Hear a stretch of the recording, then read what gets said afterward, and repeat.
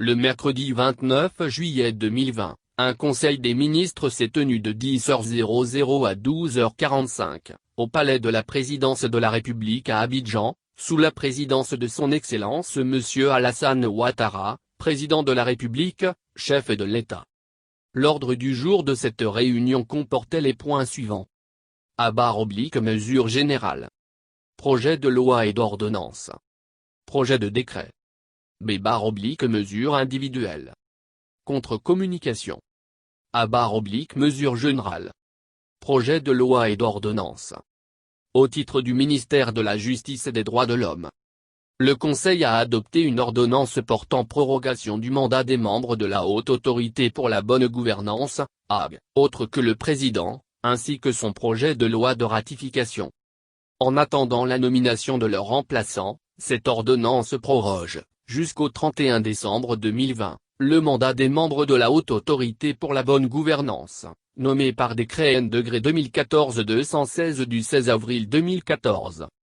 Projet de décret. Au titre du ministère des Affaires étrangères, en liaison avec le ministère du Plan et du Développement, le ministère de l'Économie et des Finances, le ministère de la Santé et de l'Hygiène publique et le ministère auprès du Premier ministre, chargé du budget et du portefeuille de l'État. Le Conseil a adopté un décret portant ratification de l'accord de Prasen N-degré 200020004699 d'un montant total de 75 000 d'euros, soit 49 196 775 49 196 775 000 francs CFA, conclu le 3 juillet 2020 entre la Banque africaine de développement, BAD, et la République de Côte d'Ivoire, en vue du financement du programme d'appui à la riposte contre la Covid-19. Ce financement est une opération d'appui budgétaire en réponse à la pandémie de la Covid-19 et à ses conséquences. Il permettra de renforcer les conditions de réponse à la crise sanitaire et de consolider la résilience économique et sociale. Au titre du ministère des Affaires étrangères, en liaison avec le ministère des Transports. Le Conseil a adopté un décret portant ratification de l'accord entre le gouvernement de la République de Côte d'Ivoire et le gouvernement de l'État du Qatar, sur les transports maritimes, signé le 17 septembre 2018, à Doha au Qatar. Cet accord vise à renforcer la coopération dans le domaine du transport maritime, en vue de faciliter les relations économiques et commerciales entre les deux États. Il prévoit notamment, la reconnaissance mutuelle des documents des navires et des pièces d'identité des gens de mer dûment délivrés par les autorités compétentes des deux pays, ainsi que la mutualisation des moyens dans le cadre de la lutte contre la pollution maritime par les navires. La ratification de cet accord ouvrira à la Côte d'Ivoire, le droit d'effectuer le transport maritime sur les ports commerciaux internationaux de l'État du Qatar ouverts à la navigation et de protéger au mieux l'environnement marin national. Au titre du ministère des Mines et de la Géologie, en liaison avec le ministère de l'Économie et des Finances, le ministère de l'Environnement et du Développement durable et le ministère auprès du Premier ministre, chargé du budget et du portefeuille de l'État.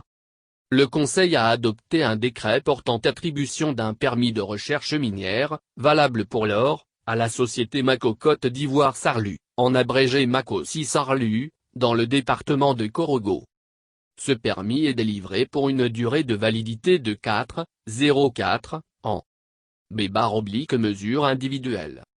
1. Au titre du ministère de la Justice et des Droits de l'Homme.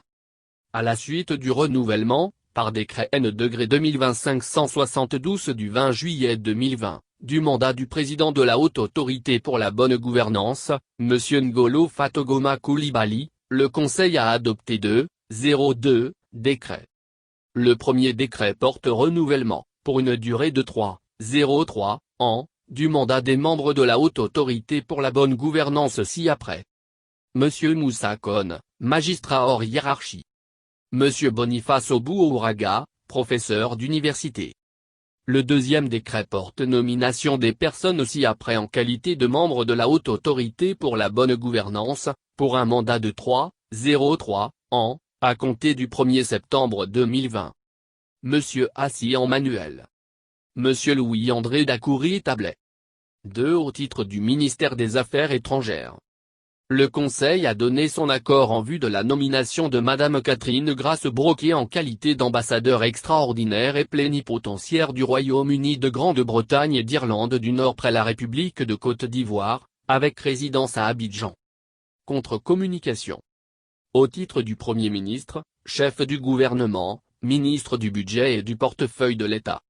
Le Conseil a adopté une communication relative au bilan de la mise en œuvre des activités du plan d'action prioritaire, PAP, à fin juin 2020. Le premier semestre de la mise en œuvre du PAP de 2020, adopté en janvier 2020, a été marqué par la pandémie de la Covid-19 qui a notamment entraîné les limitations des déplacements, le confinement des populations, ainsi que le ralentissement des activités économiques. Ainsi, le déficit budgétaire, qui avait été ramené à la norme communautaire de 3% du produit intérieur brut, PIB, grâce à une gestion rigoureuse et une discipline budgétaire renforcée, devrait se creuser et aller au-delà de 5,1% du PIB comme convenu avec le Fonds monétaire international, FMI, au début de la pandémie. En dépit de cette pandémie, le gouvernement a maintenu la dynamique de la transformation économique, à travers l'accroissement de l'offre de services publics dans divers domaines, notamment dans la santé, l'éducation-formation, la fourniture d'eau potable, l'assainissement, l'électrification et les routes.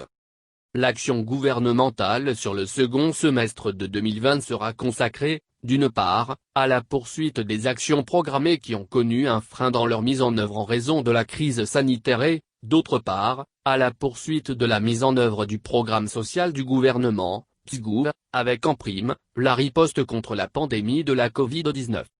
Aussi, le gouvernement entend poursuivre son action avec la préparation et l'organisation des élections présidentielles, la confection des cartes nationales d'identité, CNI, l'accélération de la réalisation des grands projets structurants, notamment l'autoroute du Nord au niveau de la section Yamoussoukro-Siébissou-Bouaké, le train urbain, le 4e pont, l'autoroute périphérique I4, ainsi que les complexes sportifs de la Coupe d'Afrique des Nations, Caen, 2023.